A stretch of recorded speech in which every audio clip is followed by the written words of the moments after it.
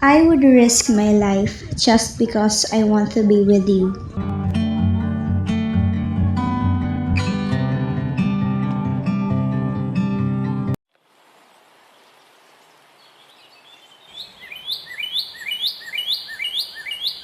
Tito Densyo, Tita Elisa, handa na po ang almusal. Sige anak, sumabay ka na sa amin. Alis na ako. Kain ka na dyan, magkakape muna. Pagkatapos mo kumain, maglinis ka ng bakuran. At bago ka maglinis sa loob ng bahay. At pagkatapos mo kumain, maghugas ka ng plato ha. Opo, tita, alam ko na po.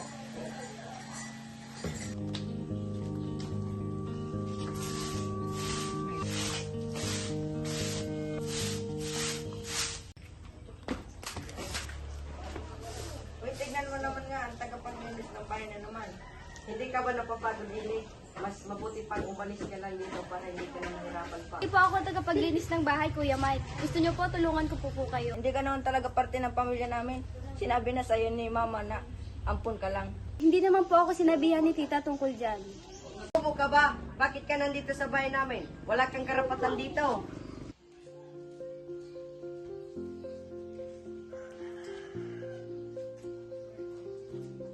Magkaguluhan ko. Ang ginagawa ni Kelly? Basta kasi nagkakalat ng mga gamit namin sa bahay. O buma, nakita ko po siya tumitingin sa kahon ng nilila ni Papa. Ito ba yun, Ellie? Hindi po, tita. Naglilinis lang po ako ng kwarto nila. Nahulog po yung kahon. Sinubukan ko lang pong ayusin. Na ganun, huwag niyo pa rin sasaktan si Ellie. Pumasok kayo sa inyong kwarto at huwag kayong lalabas at hindi ko sinasabi. Sige po, Ma.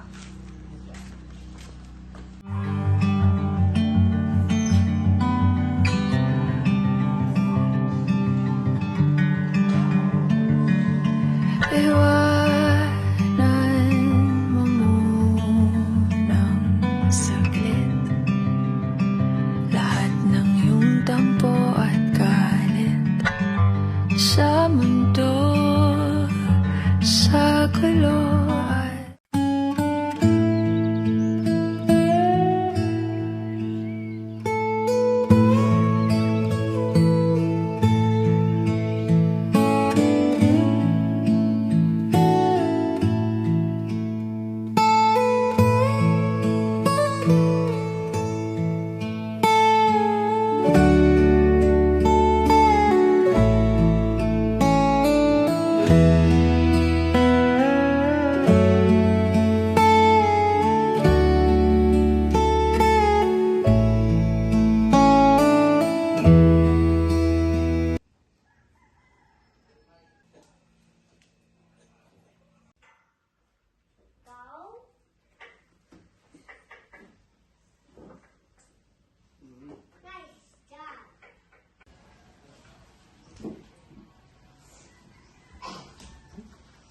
Sige na, upo na kayo. Nay, tay, nandito na pala kayo.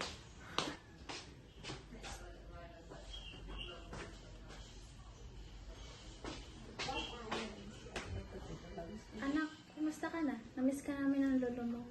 Okay lang po ako, Lola. Namiss ko rin po kayo. Isabel, kailan mo babalak sabihin sa bata ang buong katotohanan? Hindi ko alam, Fredo. Tingnan mo siya kung siya talaga anak natin. Huwag muna po nating pag-usapan yan. May tamang panahon para dyan. Lola, bakit nandito pa sa bahay namin? Hindi naman natin kamag-anak, di ba? Mike, wala ka ng pakialam doon. Tigil mo ng panunok sa kaili. Pero Lolo, totoo naman eh.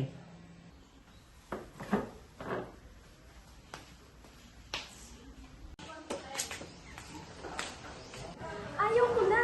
Ayaw ko na makarinig pa! Gusto ko lang talagang masundan kung nagsimula.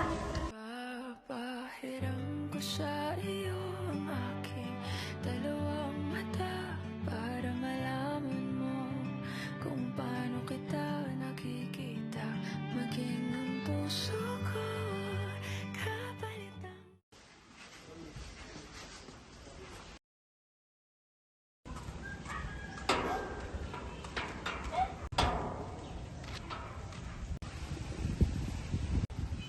Ellie, balik na tayo doon.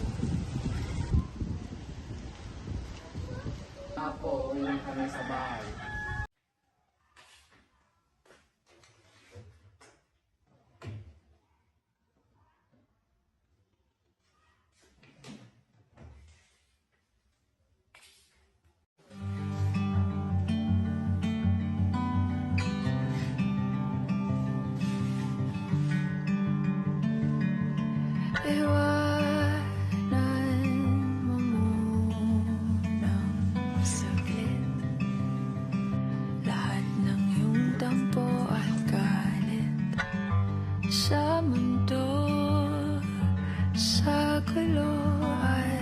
sarili. Halika dito't sa akin tumabi, sumandal sa pagmamahal. Papahiram ko sa iyo ang aking dalawang mata.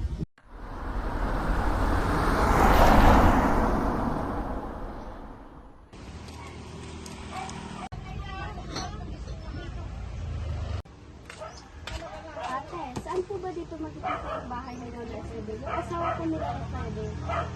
Isabel, nasa kabilang bikod lang ang bahay nila. Anak, kamag-anak ka ba nila? Kang pagod at gutom. Sasamahan ka namin papunta doon sa daan.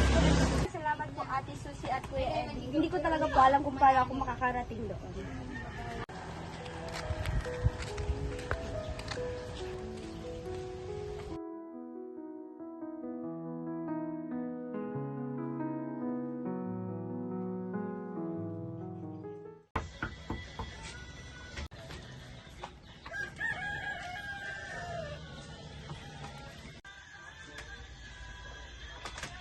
Ellie, bakit ka narito? Nagpaalam ka ba sa tita mo? Gusto ko pong malaman ng totoo. Sinasabi po ng mga pinsan ko na ampun daw po ako. Totoo po ba yun? Nasaan po ang mga magulang ko? Saka na anak, hindi ko pa kayang sabihin sa iyo ang lahat. Bukas na natin iyong pag-usapan.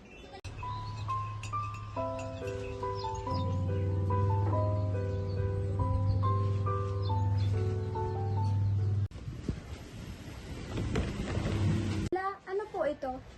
Yan ang litrato ng mama mo, anak. Si Isay, pangalan ng kapatid ng tita Inisa mo. Nanay ko po, bakit hindi ko po siya nakikita ngayon? Nasaan po siya? Hindi ko alam kung paano sabihin ito sa iyo. Huwag mong buksan yan, anak. Baka masugatan ka pa ng mga bagay na nandyan. Pero Lola, may nakita po akong litrato niyo. Litrato ni Lolo at saka litrato ng isang babae. Papanahon Isabel, baka hindi niya ito kayanin. Hindi natin pwedeng itago sa kanya. Dalaga na siya. May karapatan na siyang malaman ang mga pangyayaring iyon. Kailangan ko na po malaman ng totoo. Hindi ko na po kayang mabuhay nang hindi pa alam ang totoo. Alam mo, Ellie, Noong mga panahon binubuntis ko pa lamang ang iyong nanay na si Isay, laging nang bababae ang lolo Fredo mo. Isang babae na si Sheila. Si Sheila ay may anak din na lalaki na si Alfred. Iniisip naming lahat na anak ng lolo Fredo mo, si Alfred, sa una niyang asawa.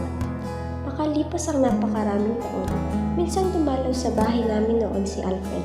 Isang makisig na binata, sa mga panahong yun, dalaga na rin ang iyong nanay. Sila ay nagkaibigan at tuloy yung nahulog sa isa't isa. Palihim na nagmahalan, nagbunga ang kanilang pag-iibigan at ikaw yun. Nang sa oras na ipagtatapat nila, sinabi namin sa kanila na magkapatid sila.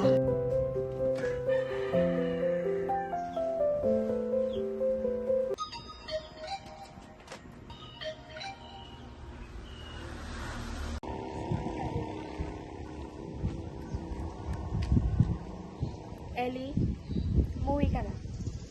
May pasok ka pa bukas. Sige, sige. Ingat ka. Sige po, tita. Uwi na po ako dyan.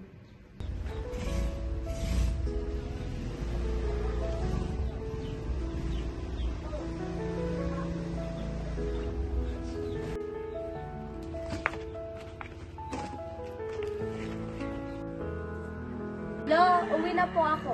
Sige po, nasa palengke ang nanay mo. Bakit kaya nila nagawang magsinungaling sa akin?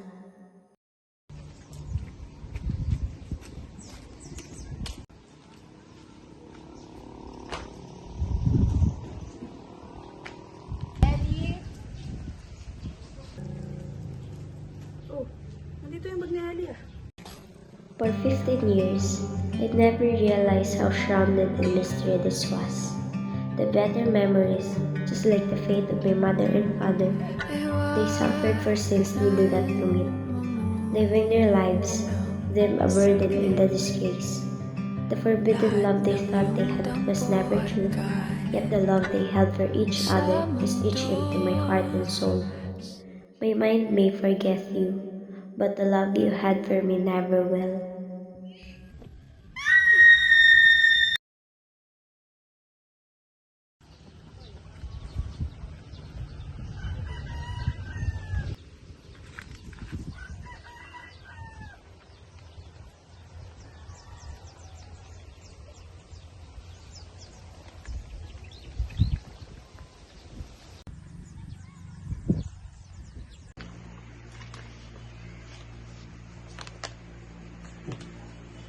Mahal ko ang tita Inisa.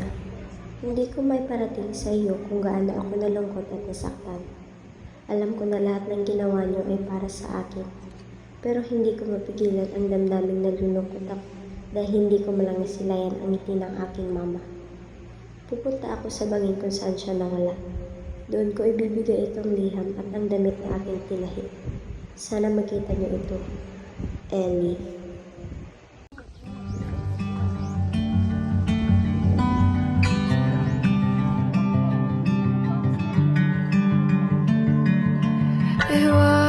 Iwanan mo munang saglit lahat ng iyong tampo at galit sa mundo, sa gulo at sarili.